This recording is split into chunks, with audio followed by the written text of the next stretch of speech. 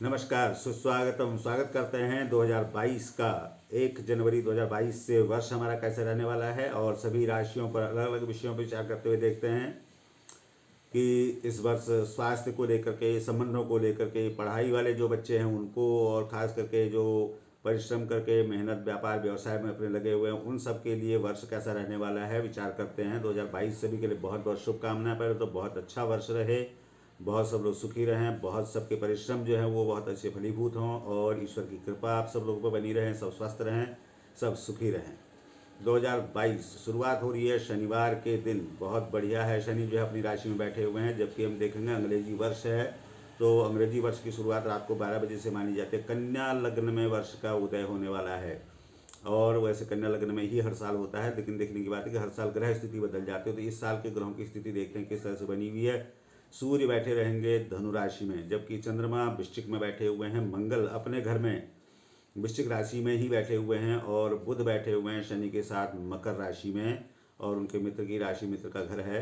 बृहस्पति बैठे हुए कुंभ राशि, उनको अपने मित्र ही मानते हैं, वो भी ठीक स्थिति में बैठे हुए हैं, जबकि उनका नक्षत्र धनिष्ठा, बहुत अच्छी स्थिति में बृहस्पति दिखाई दे रहे हैं। शुक्र महाराज बैठे हुए हैं उत्तराषाढ़ा सूर्य के नक्षत्र में, और उनका घर है बृहस्पति का। थोड़ी सी उनकी स्थिति कमजोर भले ही है, लेकिन फिर भी बृहस्पति बहुत ज़्यादा उनको शत्रु नहीं मानेंगे, ऐसा मुझे लगता है। देखते हैं क्या उनका परिणाम आता है, आगे देखते हैं। शनि महाराज शशक योग बना रहे हैं, अपनी राशि में बैठे हुए मकर में, और राहु बैठे हैं वृषभ राशि में, उनका नक्षत्र है कृत्तिका, और केतु बैठे हैं अनुराधा नक्षत्र लेकर के वृश्चिक राशि में। तो ये वर्ष के शुरुआत में ग्रहों की स्थिति जो है वो बहुत अच्छी दिखाई दे रही है। उसके साथ देखें तो ये हमारे लिए मेष आदि क्रम से क्या परिणाम लेके आने वाले हैं, इन पर हम विचार करेंगे। स्वास्थ्य को लेकर के, संबंधों को लेकर के, कारोबार को लेकर के, और पढ़ाई जैसे करने वाले बच्चे रहे हैं उनके लिए, और जो कंपटीशन वगैरह की तैयारी करें उनको क्या करना चाहिए और क्या नहीं करना चाहिए की बातों को विचार करते हुए पहले फिर से शुभकामनाएं बहुत बहुत देता हूं। और किसी तरह का आपके प्रश्न, जिज्ञासा, पर्सनल कुंडली देखने की या दिखाने की आपकी इच्छा हो, एक प्रश्न हो या सारी कुंडली का विवेचन कराना हो, तो लिंक में डिस्क्रिप्शन में आपका लिंक वगैरह दिया रहता है, उससे आप संपर्क कर सकते हैं। कहीं पर नंबर मिल सकता है आपको, और फेसबुक पेज वगैरह पर भी कहीं पर मिल सकता है, तो आप वहाँ से ढूंढ सकते हैं। ऑब्वियसली जहाँ भी आपको ये लिंक दिखाई देगा, जहाँ भी आपको वीडियो दिखाई देगा, उसके आसपास आपको मेरे से संपर्क करने की भी सुविधा दी जा रही होगी। तो फिर से आपको बहुत बहुत शुभकामनाएं 2022 की। तो विचार करते हैं मेष आदि क्रम से कैसा वर्ष रहने वाला है। इस पर मेष को विचार करें तो मेष में कोई ग्रह अशुभ नहीं बैठा हुआ, शुभ भी नहीं बैठा हुआ। इसका मतलब ग्रह की स्थिति बहुत शांत दिखाई दे रही राशि की, और उसका जो स्वामी है मंगल, वो अपनी राशि में बैठा हुआ। तो इसका मतलब है बहुत उत्साह, बहुत श्रम, दोनों चीज़ें सफल होने वाली हैं। और पढ़ाई वालों के लिए साथ में कहूँगा कि थोड़ा सा उनको स्पोर्टिव भी होना पड़ेगा, क्योंकि मंगल को पसंद होता है नॉन एकेडमिक। नॉन एकेडमिक माने आप पढ़ाई लिखाई करें बहुत अच्छा है, लेकिन साथ में अपने को आउटडोर भी रखें, साथ में थोड़ा सा शारीरिक श्रम भी करें, योग व्यायाम वगैरह भी साथ में करें।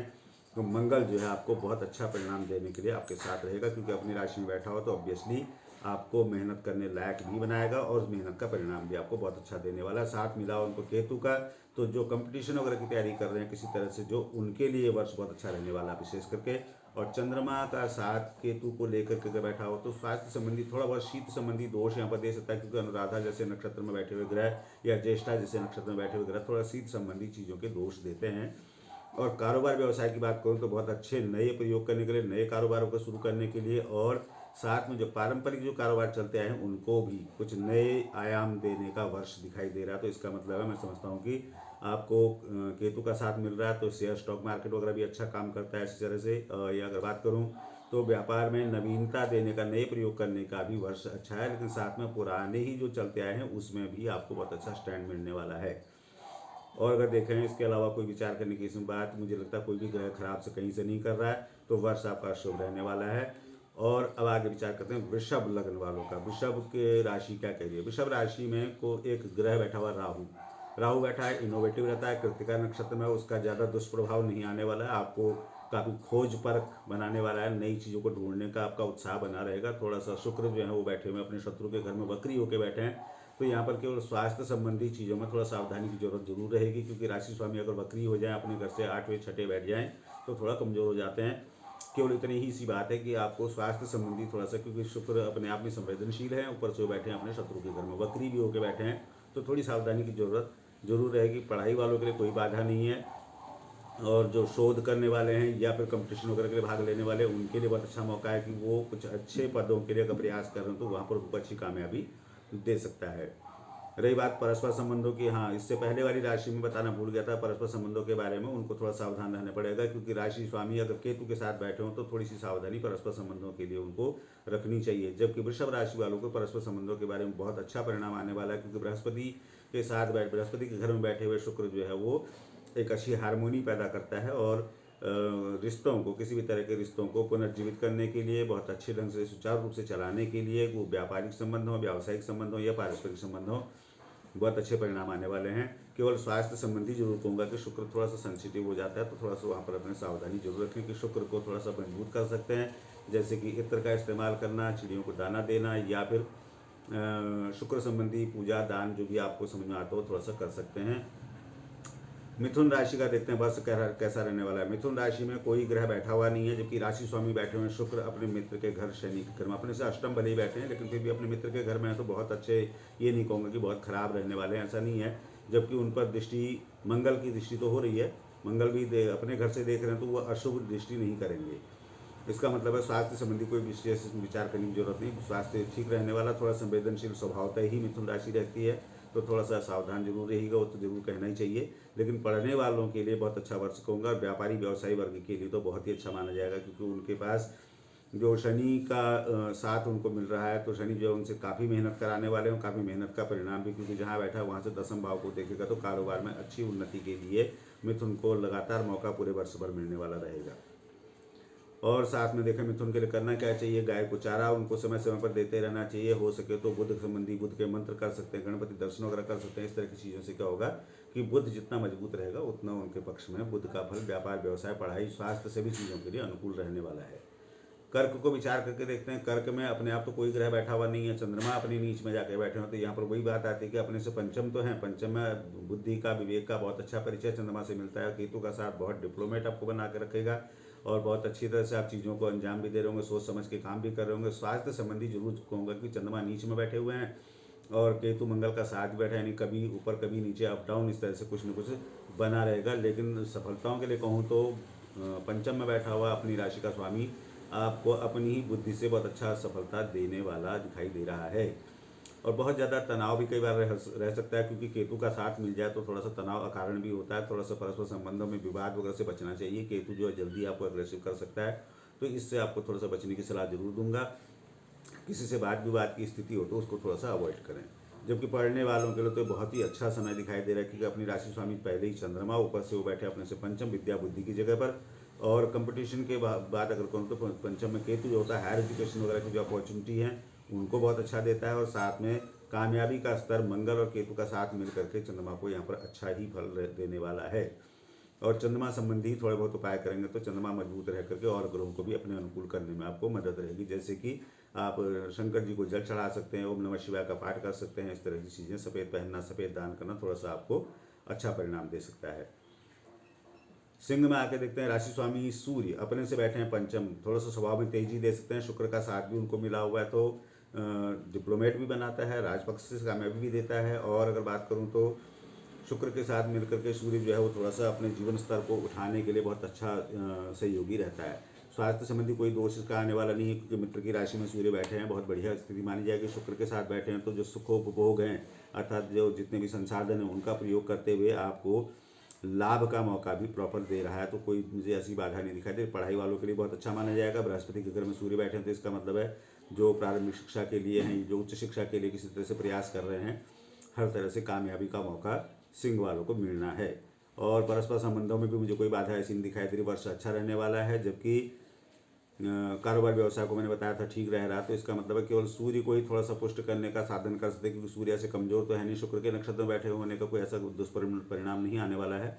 वर्ष अच्छा रहने वाला है। केवल गायत्री मंत्र करने का थोड़ा सा आदत डालें, सूर्य को जल चढ़ा दिया करें, तो उससे क्या है आपको सूर्य का जो अनुकूल बल है वो आपको अच्छा मिलता रहेगा और वर्ष आपका अच्छा रहेगा। कोई किसी तरह से कोई खराब कहीं से इनको कर नहीं रहा। बृहस्पति की दृष्टि में है, सिंह राशि पर बृहस्पति की दृष्टि है, तो अपने आप में बहुत मजबूत बात हो जाती है। आपको जो है नैष्टिक बना के रखेगा अपने काम, अपने कर्तव्यों के प्रति। आप कर्तव्य के प्रति अपना निष्ठावान बने रहेंगे। ये अपने आप में बहुत अच्छी ग्रह स्थिति दिखाई दे रही, तो बस इसका मतलब आपका अच्छा रहने वाला है। कन्या का विचार करते हैं तो राशि स्वामी अपने से पंचम बैठे, एक ये बहुत अच्छी स्थिति आ रही कि राशि स्वामी लगातार पंचम बैठे, चंद्रमा अपने से पंचम बैठे, सूर्य अपने से पंचम बैठे, बुध अपने से पंचम बैठे, तो ये सब बातें बहुत अच्छे ग्रहों को कर देते हैं। एक जगह से नहीं, हर तरह के लिए आपके जो संसाधन हैं, आपके जो आसपास व्यवस्थाएं हैं, आपके जो लाभ के स्रोत जितने हैं, उन सब में एक अच्छा प्रभाव पंचम बैठे हुए ग्रहों से एकादश भाव पर दृष्टि होती है, वो आपके लाभ के लिए माना जाता है। और लाभ का मतलब होता है वो स्वास्थ्य का लाभ भी है, आपके संबंधों का लाभ भी है, आपके किसी तरह से जो आप देख रहे हो उन चीज़ों के लाभ के लिए पंचम भाव में बैठा हुआ ग्रह आपके लिए कारक हो जाता है। तो इसका मतलब है कि ग्रहों की स्थिति बहुत अनुकूल दिखाई दे रही है। बुध महाराज जो है शनि के घर में बैठे हैं तो काफ़ी मेहनत भी कराएंगे और उसका लाभ भी देंगे। कारोबार व्यवसाय के लिए तो बुध स्वतः स्वामी है ही है, उनको कोई चिंता की बात ही नहीं है। शनि का साथ मिल जाएगा तो मेहनत ज़्यादा कराएंगे, उस ज़्यादा मेहनत का परिणाम भी उनको मिलेगा, क्योंकि अपने से एकादश उनकी दृष्टि रहेगी तो उसका लाभ भी मिलेगा। पढ़ाई के लिए थोड़ा सा ही ऑब्वियसली थोड़ा सा मंद हो सकता है, क्योंकि बुध महाराज जो है वो शनि के साथ बैठे, शनि के घर में थोड़ा पढ़ाई को थोड़ी लापरवाही, थोड़ी सी आलस्य कर सकते हैं, जबकि हायर एजुकेशन के लिए बहुत मदद करता है। अगर आप उच्च शिक्षा वगैरह के लिए प्रयास कर रहे हो, कंपटीशन वगैरह की तैयारी करो, उसमें ये बहुत अच्छी मदद करने वाला जरूर रहेगा। बुध को थोड़ा सा अपने राशि स्वामी का विचार करते हुए आप विचार करेंगे बुध को थोड़ा सा मजबूत करना चाहिए। जैसे कि हमने कहा गाय को चारा दिया जा सकता है, या फिर हर एक चीज़ का प्रयोग, बेडशीट पिलो कवर इस तरह का कुछ ग्रीन कलर का रखा जा सकता है। और इसके अलावा आप बुध का मंत्र भी कर सकते हैं। गणपति दर्शन सबसे बढ़िया है कि ओम गण गणपतये नमः मंत्र का जाप भी कर सकते हैं, उससे बुध आपके अनुकूल रहेंगे, उससे आपको वर्ष आपके अनुकूल रहता दिखाई देगा। आते हैं तुला में। तुला के स्वामी हैं शुक्र, अपने से बैठे हैं तीसरे घर में, और तिथि बैठे हुए थोड़ा सा कमजोर हो जाते हैं, जरूर मानने की बात है। ऊपर से वक्री होकर बैठे हैं, शत्रु भाव में बैठे हैं, तो इसका मतलब राशि स्वामी को कमजोर नहीं होना चाहिए। अब कमजोर राशि स्वामी क्या करेगा, क्योंकि वहाँ पर बैठा है बृहस्पति के घर में, कोई अच्छा देख रहा है, उनको देख भी बृहस्पति रहे, तो इसका मतलब सबसे पहले वो स्वास्थ्य संबंधी आपको जरूर सावधानी रखनी पड़ेगी, क्योंकि पहले ही संवेदनशील राशि होती है। राशि स्वामी ऊपर से कमजोर हो गए, उन पर एक अशुभ उनके शत्रु ग्रह की दृष्टि भी हो गई, तो थोड़ा सा उनको कमजोर करता है। तो थोड़ी सावधानी रखनी चाहिए कि शुक्र जो है वो कमजोर हो रहे हैं। तो तुला वालों को जरूर कहूँगा कि थोड़ा सा शुक्र संबंधी अपना सहयोग जरूर लेते रहें। पढ़ाई वगैरह के लिए तो बाधा नहीं करेगा, व्यापार व्यवसाय के लिए भी ज़्यादा दिक्कत नहीं करने वाला, लेकिन स्वास्थ्य संबंधी अनमना सा, थोड़ा सा आलस्य सा, थोड़ा सा कई बार ये मेद कारक हो जाता है, बैठे बैठे आलसी सा कर देता है, इस तरह का दोष इसमें आता है बृहस्पति की अशुभ दृष्टि से, तो यहाँ थोड़ा बचना चाहिए। बाकी वर्ष खराब नहीं, क्योंकि और जगह ग्रहों की स्थिति ठीक है। मुझे दिखाई दे रहा है कि बृहस्पति और शनि दोनों की दृष्टि, शनि की शुभ दृष्टि से थोड़ा सपोर्ट मिलता रहेगा, जो कारोबार व्यवसाय के लिए तो लाभ देगा, इसमें कोई दो राय नहीं है। लेकिन स्वास्थ्य संबंधी शुक्र थोड़ा संवेदनशील होने से आपको बचना चाहिए।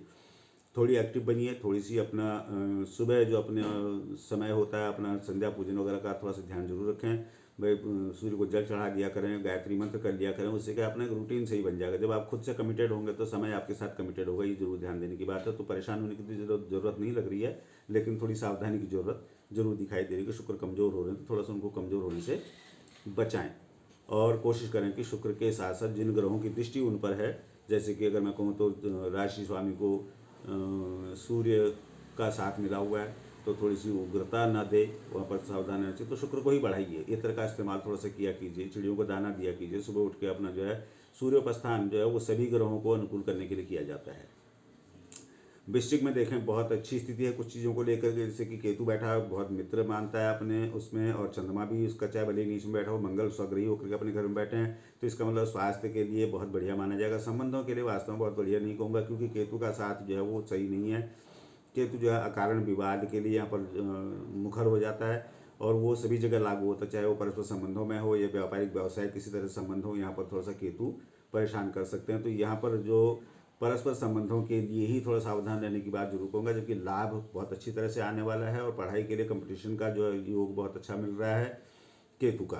केतु जो है मंगल को मित्र मानते हैं, तो चंद्रमा भी वहाँ पर उनके अनुकूल परिणाम देने लगते हैं, और किसी खराब ग्रह की दृष्टि इन पर कहीं से नहीं है, जबकि राशि स्वामी मंगल को भी कोई दृष्टि ऐसी खराब नहीं दे रहा। तो इसका मतलब है कि वर्ष बहुत अच्छा रहने वाला है, चाहे पढ़ाई के लिए कर लीजिए, चाहे स्वास्थ्य संबंधी कर लीजिए। केवल परस्पर संबंधों में जरूर कहूँगा कि वृश्चिक वालों को थोड़ा सा उग्रता आने से थोड़ा सा बचना चाहिए, या कोई विवाद की स्थिति हो तो उसको टालना चाहिए। धनु पर आकर विचार करते हैं। धनु राशि के स्वामी बृहस्पति बैठे हैं अपने से तीसरे, और तीसरे बैठे थोड़ा कमजोर हो जाते हैं। हालांकि धनिष्ठा नक्षत्र का साथ मिला हुआ, तो स्वास्थ्य के तो कोई दोष नहीं, क्योंकि अपने आप में सूर्य उनके घर में बैठे हुए, बहुत बढ़िया बात ही है।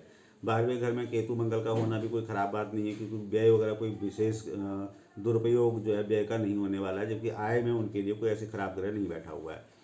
और साथ में देखो उनसे द्वितीय भाव में ग्रहों की स्थिति शनि स्वग्रही को बैठे, तो लंबी अवधि के योजनाएं बनाने में उनको ज़्यादा अच्छी कामयाबी मिलेगी, और वहाँ पर वो कामयाब भी हो जाने वाले हैं। बृहस्पति तीसरे घर में बैठा वहाँ से भाग्यस्थान को देखता है, तो इसका मतलब है कि वो उनको सपोर्ट बृहस्पति का अपने राशि स्वामी का मिलने वाला है। सूर्य साथ में बैठे हैं तो आपको राजकीय कोई काम हाथ में लेना हो, किसी बॉस अथॉरिटी इस तरह की चीज़ों से आपको काम पड़ रहा हो तो वहाँ पर से आपको कामयाबी मिलने के पूरे लक्षण मिलते हैं। परस्पर संबंधों के लिए बहुत अच्छा वर्ष माना जाएगा, क्योंकि बृहस्पति अपने आप ही संबंधों को बनाने और रक्षा करने दोनों की तरह से आपको मदद करने, जबकि शुक्र भी साथ में बैठे हुए हैं तो आप में चीज़ों को समझ करके रिएक्ट करने का गुण बना रहेगा, इसलिए कोई परेशानी होने वाली जैसी कोई बात इसमें नहीं दिखाई दे रही है। अपने राशि स्वामी को थोड़ा सा मजबूत रखेंगे तो बहुत अच्छा परिणाम उससे आप ले लेंगे। जैसे कि आप बृहस्पति के लिए क्या कर सकते हैं, पीला पहनना, पीला दान करना, या विष्णु संबंधी कोई पूजा कर सकते हैं, विष्णु सहस्त्रनाम कर सकते हैं। और बृहस्पति जैसे भी बढ़ता हो थोड़ा सा उसको ठीक रखना ही चाहिए। मकर में आके देखते हैं तो राशि स्वामी अपने घर में बैठे ही बहुत अच्छा इंडिकेशन है, क्योंकि अपने घर में मकर में शनि बैठे हुए हैं और साथ उनको मिला है बुध का। इसका मतलब है कि स्वास्थ्य के लिए तो नो डाउट बहुत बढ़िया रहेगा, और शरीर में जिसे चपलता कहते हैं, जिसे कहते हैं एक्टिवनेस, बहुत अच्छी बनी रहने वाली है। साथ बुध का मिला हुआ तो इसका मतलब व्यापारिक व्यवसायिक जो संबंध है उनके लिए बहुत अच्छा दिखाई दे रहा है। जबकि लाभ में केतु शनि दो क्रूर ग्रह बैठे हैं तो इसका मतलब है लाभ भी प्रॉपर आने वाला है। पढ़ाई के लिए बुध का साथ, शनि थोड़ा सा उतना साथ नहीं देते हैं, लेकिन बुध का साथ मिलकर के पढ़ाने वालों के लिए, कंपटीशन वालों के लिए बहुत अच्छा वर्ष रहने वाला है। किसी तरह का कोई संदेह नहीं दिखाई दे रहा है। बुध को ही थोड़ा सा बढ़ाएंगे, शनि को बढ़ाने की जरूरत नहीं है। बुध बढ़ जाएगा तो भी आपको, जो शनि तो अपने घर में से इसी बैठे ही हैं, बुध का साथ मिल जाने से क्या होगा कि आपको व्यापारिक व्यवसायिक जो दिमाग है वो, और पढ़ाई के लिए जो आप श्रम कर रहे हैं वो दोनों सार्थक होने वाले हैं। परस्पर संबंधों के लिए कहीं कोई गड़बड़ नहीं है। इसका मतलब वर्ष आपका बहुत अच्छे परिणाम लेके आने वाला है। राहु की दृष्टि भी है जो काफ़ी डिप्लोमेट भी आपको बनाता है और अच्छे परिणाम लाने के लिए मदद भी करने वाला है। तो इसका मतलब वर्ष आपका लगता है मुझे कि हर तरह से बढ़िया दिखाई दे रहा है। बुध को ही थोड़ा सा अपने पक्ष में रखेंगे तो बुध के लिए हरा पहनना, हरा दान करना जैसी चीज़ों का थोड़ा सा साथ लें, आपका वर्ष अच्छा रहने वाला है। कुंभ में देखते हैं तो बृहस्पति बैठे हुए हैं, बहुत अच्छी स्थिति है। बृहस्पति वहाँ बैठे हैं तो एक जिसे कहते हैं मान सम्मान, पद प्रतिष्ठा, पहचान और अपनी प्रोग्रेस के लिए अगर देखें तो बृहस्पति यहाँ पर मदद करने वाले। दसम भाव में मंगल केतु की वजह से आप उत्कट से कहते हैं खूब मेहनत भी कर पाएंगे, उस मेहनत का परिणाम भी आपको मिलेगा, यहाँ कोई दो राय नहीं, क्योंकि एकादश में आपसे सूर्य बैठे हैं तो लाभ आपको आने में कोई संदेह कहीं से मुझे दिखाई दे रहा है। और परस्पर संबंधों में बृहस्पति को देखें तो बहुत अच्छी स्थिति दिखाई दे रही है। और व्यय के दृष्टिकोण से भी अगर देखें तो 12वें घर में बुध शनि का बैठा होना कोई खराब नहीं है। आपके व्यय भी कहीं से कारण या इस तरह की बातें नहीं होने वाली जिनका आपको अफसोस रहने वाला हो, ऐसा कहीं से नहीं दिखाई दे रहा है। जबकि दृष्टि भी अगर देखें तो कुंभ पर किसी विशेष खराब, लेकिन किसी की दृष्टि में मंगल भी देख रहे हैं तो अपने घर से देख रहे हैं, अशुभ दृष्टि वो भी नहीं डालेंगे। तो इसका मतलब है वर्ष आपके अनुकूल है। और वर्ष स्वामी बृहस्पति जो है दूसरे के घर में बैठे हुए हैं, क्या नाम उसका, राशि स्वामी यहाँ पर देखना शनि है। राशि स्वामी अपने घर से 12वें बैठे तो इनमें कोई विशेष दोष नहीं आता, लेकिन अपने घर से 12वें बैठा हुआ शनि एक अच्छा काम करता है कि दूरस्थ लोगों से अच्छे रिश्ते, अच्छे व्यापार व्यवसाय के मौके और अच्छी यात्रा वगैरह का मौका शनि यहाँ पर जरूर देता है। यहाँ पर बहुत अच्छा मौका आपका इस संबंध में जरूर आपको परिणाम अच्छा देने वाला है। तो शनि को बढ़ाने के बजाय मैं कहूँगा बुध को ही बढ़ाएंगे तो बुध को बढ़ाने से ही आपको अच्छा, क्योंकि बुध का साथ शनि को मिला हुआ है और यही बुध ही आपको अच्छे परिणाम देने के लिए काफ़ी अच्छा दिखाई दे रहा है। तो आप वही गाय को चारा देना और गंग गणपति नमः जैसे मंत्र का पाठ करना, साधारण चीज़ें, रुद्राक्ष पहनना, इन सब चीज़ों का आप साथ ले सकते हैं। इससे आपको अच्छे परिणाम लेने में और बढ़िया आपको मौका मिलेगा। मीन में आके देखते हैं तो मीन के राशि स्वामी हैं बृहस्पति बैठे हैं अपने घर से 12वें। हालांकि उनके जो लॉसेज हैं, जो नुकसान करने की वृत्तियाँ वो खराब नहीं होती आमतौर पर, कि जिनका पश्चाताप करना पड़े, ऐसे कोई दोष नहीं आते कि मैंने ये काम गलत किया, ऐसा नहीं होता। यात्रा हो, देशाटन हो, तीर्थाटन हो, या किसी तरह का आप व्यय करना चाहते हो तो बृहस्पति का एक गुण अच्छा है कि वो कोई किसी तरह से अपव्यय से बचाता है। जबकि स्वास्थ्य संबंधी जरूर कहूँगा कि यहाँ पर थोड़ा दोष करेगा, क्योंकि अपने घर से 12वें बैठा हुआ राशि स्वामी सही नहीं है, थोड़ा सा स्वास्थ्य को कमजोर जरूर करता है। तो इसके लिए आपको सावधान जरूर रहना चाहिए कि छोटी मोटी चीज़ों को भी लापरवाही से आपको परेशान कर सकता है। जबकि किसी खराब ग्रह की दृष्टि इन पर नहीं है, फिर भी केतु शनि की दृष्टि का होना अगर मैं कहूँ बहुत खराब नहीं भी है तो थोड़ा बहुत तो सावधानी रखना ही चाहिए, क्योंकि नीचे में बैठा हुआ चंद्रमा और साथ में बृहस्पति अपने घर से 12वें बैठे हैं, जो कि पढ़ाई वगैरह के लिए बहुत अच्छा। पढ़ाई वालों का विदेश जाकर के पढ़ाई करना, बाहर अपने घर गाँव से दूर जाकर के पढ़ाई करना, इन चीज़ों के लिए बहुत अच्छा मौका दिखाई दे रहा है। जबकि मैं निवेश वगैरह के लिए थोड़ा सावधान रहने को जरूर कहूँगा, क्योंकि निवेश वगैरह का मौका अच्छा नहीं है। लेकिन परस्पर संबंधों के लिए कोई खराब बात बृहस्पति के यहाँ पर नहीं आने वाली है, वो बहुत बढ़िया सहयोग करने वाला है। और केतु की दृष्टि है तो थोड़ी सी सावधानी की भी ज़रूरत रहेगी, क्योंकि केतु थोड़ा सा तेज तो कर देता है स्वभाव को, और खुद बृहस्पति की स्थिति थोड़ा कमज़ोर होने से मैं जरूर कहूँगा कि बृहस्पति को मजबूत रखने की ज़रूरत आपको पड़ेगी। उसके लिए आप पीला पहनना, पीला दान करना, थोड़े बहुत जो छोटे मोटे उपाय वो कर सकते हैं। और कोई समझ में ना आता तो आप पर्सनली ये बात पूछ भी सकते हैं कैसे करना है करके, जैसे कुंडली दिखाते हैं उसी चलन से आपका आपने कैसे संपर्क करना है। आपको ये डिस्क्रिप्शन वगैरह होता है उसमें आपको फिर से लिंक में फिर से कहूँगा, वहाँ पर मिल जाएगा किस तरह से आप कुंडली दिखा सकते हैं, बात कर सकते हैं, वो आपको उसमें मिल जाएगा। और कोशिश करें कि अपने ग्रहों को समझते हुए, और कोशिश करना जरूरी है कि भाई अपने साथ कमिटेड रहने की बात जिसे कहते हैं, तो सूर्य को स्नान करना, सूर्य को जल चढ़ाना, सुबह उठ के गायत्री मंत्र करना, 2-4 मिनट अपना पूजा पाठ, दिया जलाना, इस तरह की बातें जरूर करनी चाहिए। क्योंकि वो किसी तरह का ये नहीं है कि हम सनातनी है इसलिए करना, नहीं, हम क्योंकि इस प्रकृति का एक हिस्सा है और प्रकृति से जुड़े रहने के लिए हमें जरूर कोशिश करनी चाहिए। इसलिए अवश्य कहूँगा कि अपना अध्यवसाय न छोड़िए, अपने साथ कमिटेड व्यक्ति ही सभी के साथ कमिटेड हो पाता है और सभी लोग उसके साथ कमिटेड हो पाते हैं। तो इस तरह से मैं कहूँगा कि अपने थोड़ा सा प्रयासों से अपने वर्ष को अपने अनुकूल बनाने में खुद भी आप कारक बनिए, और जो ग्रहों का छोटे मोटे उपाय बताए गए हैं उन उपायों को भी साथ में फॉलो कीजिए। कोई बात समझ में आती हो या ना समझ में आती हो तो आपको जो लिंक दिया जाता है उसमें आप कोशिश करके बात कर सकते हैं। और ऑब्वियसली जब बात करेंगे तो एक अलग पैटर्न हो सकता है, कैसे कैसे बात करने का तरीका हो सकता है, लेकिन जो भी सेवा अपने से बन पाती है उसे ज़रूर करेंगे। सब लोग सुखी रहें, स्वस्थ रहें, फिर से ये कामना करेंगे 2022 सभी के लिए बहुत अच्छे परिणाम लेके आने वाला हो, और सभी लोगों को 2022 सुखद रहे, स्वस्थ रहें, प्रसन्न रहें, सुखी रहें और खूब प्रोग्रेस करें। नमस्कार।